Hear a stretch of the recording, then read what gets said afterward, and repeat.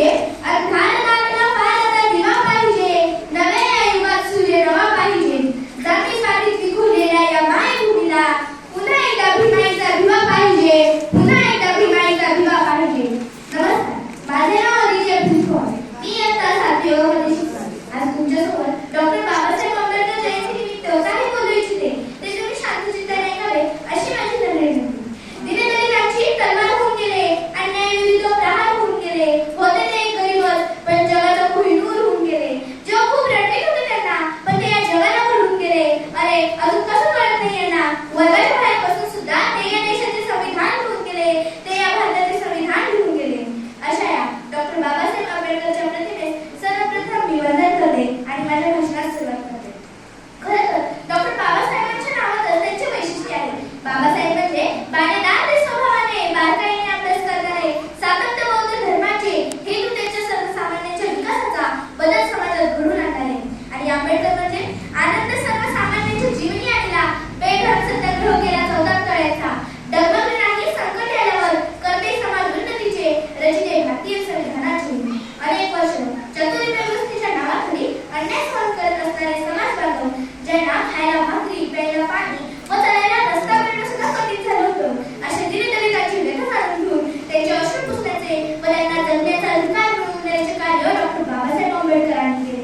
अंधार होता ज्यांच्या नशिबी त्यांना प्रकाशाचं दान दिलं, अंधार होता ज्यांच्या नशिबी त्यांना प्रकाशाचं दान दिलं. किती मानावे उपकार तुमचे बाबासाहेब, तुम्हीच देशाला संविधान दिलं, तुम्हीच देशाला संविधान दिलं. अशा या महामानव युग प्रवर्तकाचा जन्म मध्य प्रदेशातील महुआ गावी 14 एप्रिल 1891 रोजी झाला. त्यांच्या वडिलांचे नाव रामजी व आईचे नाव भीमाबाई असे होते. बाबासाहेबांना वाचनाचा छंद लागला तो त्यांच्या वडिलांमुळे, आणि हाच वाचनाचा छंद पुढे जाऊन संविधान निर्मितीचा आस्पद ठरला. मुळातच बाबासाहेबांना शिक्षणाची आवड असल्यामुळे त्यांनी BA, MA, master of science, doctor of science, degree अशा अनेक पदव्या संपादन केल्या. त्यांनी अनेक मौलिक विचार मांडले, जसे की शिक्षण हे वाघिणीचे दूध आहे, जो प्राशन करेल तो गुणगुणेशिवाय राहणार नाही. शिका, संघटित व्हा आणि संघर्ष करा. मला पुस्तकांचा सहवास, मला माणसाच्या सहवासापेक्षा पुस्तकांचा सहवास जास्त आवडतो. तुम्ही किती अंतर चालत गेला हे महत्त्वाचे नाही, तुम्ही कोणत्या दिशेने चालत गेला आहात हे महत्त्वाचे आहे. असे क्रांतिकारक विचार सर्वसामान्यांना देण्याचे काम डॉक्टर बाबासाहेब आंबेडकरांनी केले. त्या काळी बरेच ठिकाणी अस्पृश्यांना पाणलोट्यावर पाणी भरण्याचा किंवा पाणी पिण्याचा अधिकार नव्हता, आणि त्यापैकी एक होते महानेते सौदागर. यासाठी डॉक्टर बाबासाहेब आंबेडकरांनी 20 मार्च 1927 रोजी 14 तळ्याचा सत्याग्रह करून अस्पृश्यांना पिण्यायोग्य पाणी उपलब्ध करून दिले. बाबासाहेबांचे असे मत होते की अस्पृश्यांना सर्व समस्या मनुस्मृतीमुळे निर्माण होतात. त्यासाठी त्यांनी 25 डिसेंबर 1927 रोजी मनुस्मृती या ग्रंथाचे धारण केले. हा ग्रंथ केवळ अस्पृश्य समाजासाठी स्वतंत्र होता, तर हा ग्रंथ सर्वसामान्य स्त्रियांसाठी देखील घातक होता. बाबासाहेबांनी संविधान लिहिण्याचे कार्य केले.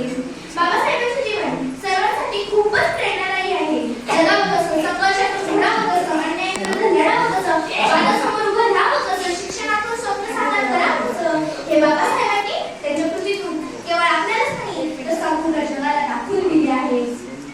बाबासाहेब केवळ एकाच समाजापुरते मर्यादित नाही, त्यांनी एकाच समाजापुरते काही केले नाही. संविधानात त्यांनी एकाच समाजाला उच्च ठिकाणी ठेवले नाही, त्यांनी सर्वांना समतेचा हक्क दिला आहे. संविधानात स्त्रियांसाठी जे कायदे, जे अधिकार दिले आहेत, त्यामुळे आज स्त्रिया पुरुषांच्या खांद्याला खांदा लावून नाही तर त्यांच्या समोर एक पाऊल पुढे आहे, आणि यामध्ये डॉक्टर बाबासाहेब आंबेडकरांचा सिंहाचा वाटा आहे.